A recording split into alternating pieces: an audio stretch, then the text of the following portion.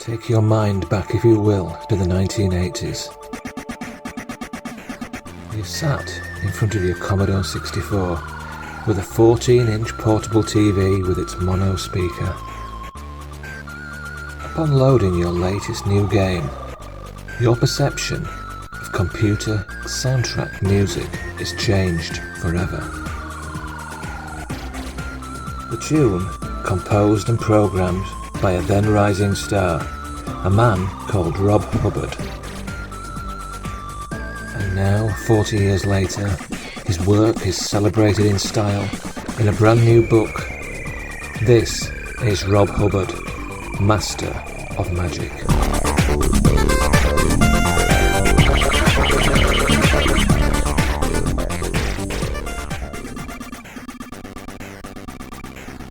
So, Rob Hubbard is the god of SID, yeah?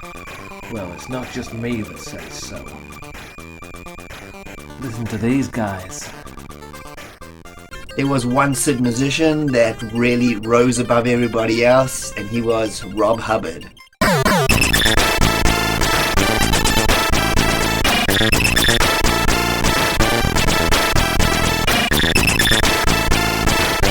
Rob's music tracks often lit up games which were poor or average without it. One example that sticks in my mind is Commando.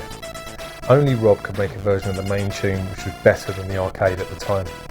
The soundtrack to the game Commando was my first exposure to the god of the SID chip, Rob Hubbard. I hadn't heard anything like it previously. It felt groundbreaking, next level kind of stuff. I was just, wow. It almost made me not even, press fire to play the game. I just wanted to listen to that tune. That's how good it was.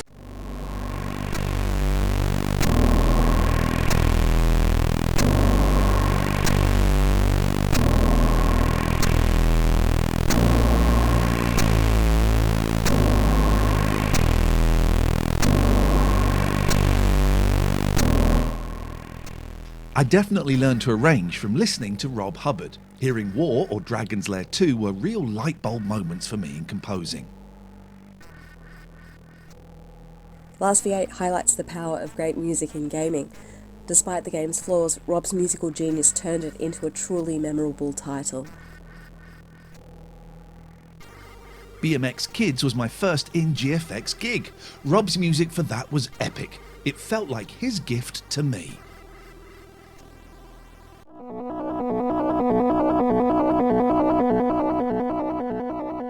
I'm holding Rob Hubbard's Master of Magic book from C64audio.com. You know you need this book. 40 years. This isn't just Rob's story. This is history. Get your copy, digital or physical, from the links provided.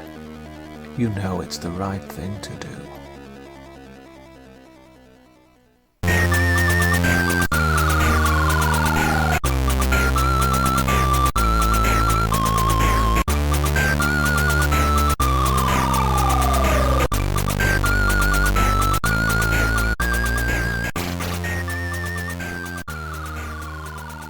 I had several games that he worked on without even knowing it. Some of my favorites being Monty on the Run, International Karate, The Last V8, and my personal favorite, Crazy Comets, a clone of the arcade game Mad Planets. With its incredible soundtrack, Delta stands as one of the most iconic C64 games. It truly boasts one of the best classic SID tracks.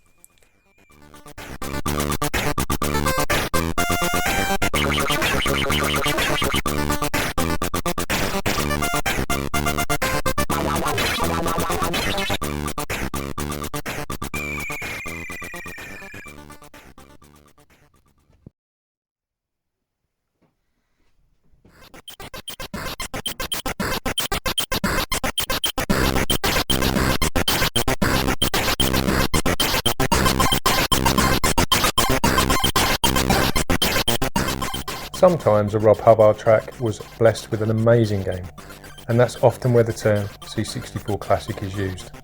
International Karate is one such recipe, which is a fusion of explosive gameplay and a soundtrack that is pure art. The double dose combination of International Karate and Arcade Plus, the music in those games were mesmerizing, the orchestral sound of it, took you on a journey, they were long, they just felt like they were part of that game. A lot of the games I'd played before that, the music was just background filler. With Rob Hubbard tunes, it actually fused into the game and made it part of its DNA. It was equally as important as the gameplay.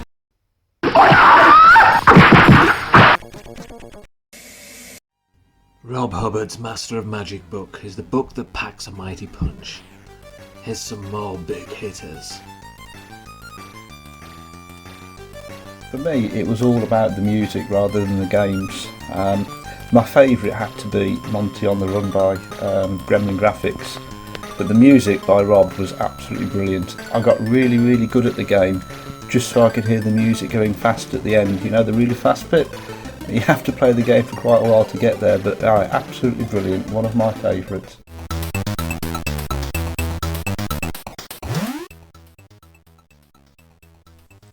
Ron Hubbard's Thing on a Spring music rendered a 13-year-old me speechless once.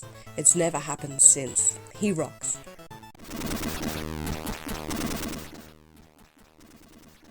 I kept loading Thundercats for Rob Hubbard's music, my early and cherished introduction to his exceptional talent.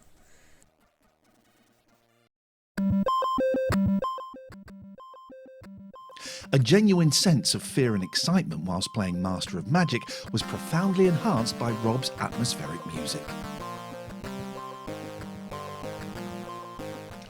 CompuNet demo scene loves Rob Hubbard. The music in Stoughton Tim's CompuNet demo Thrust concert just blew my mind circuits as a teenager. Rob Hubbard Master of Magic book from C64 Audio. It's a story of a video game musical genius, a meticulously researched journey through his entire career, barely fitting into 300 thrilling pages.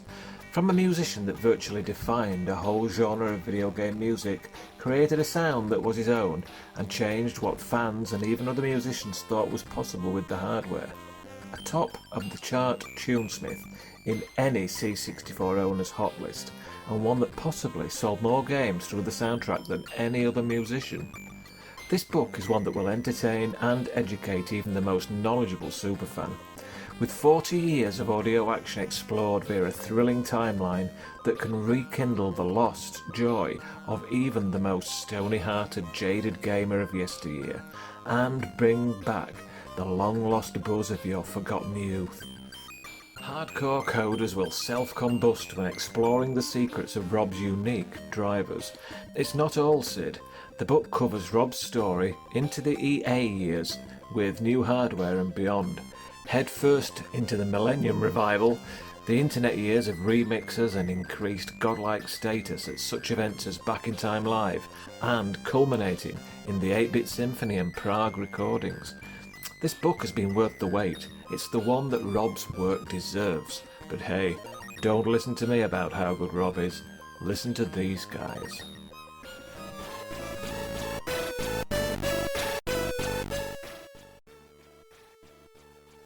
Rob Hubbard's musical brilliance not only fueled my journey, but also sparked creativity in many.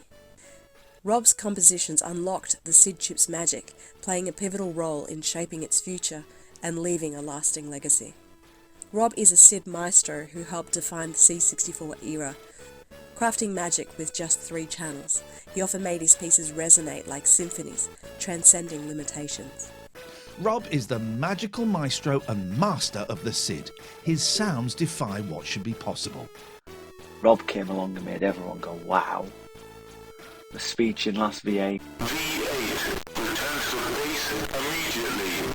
The amazing early tunes like Monty on the Run and Thing on a Spring. I still think Thing on a Spring is my favourite ever. We then grew with him. International Karate, Ace 2, Sanction and Delta. Amazing tunes. Fun fact, Ace 2 was the first music I ripped from a game and put in a little demo. Then the finale of his Commodore 64 games was Skate or Die and arcade classics and the samples in them. He inspired everyone to want to make music on the Commodore 64. Even people like me who couldn't. Hats off to you, Rob.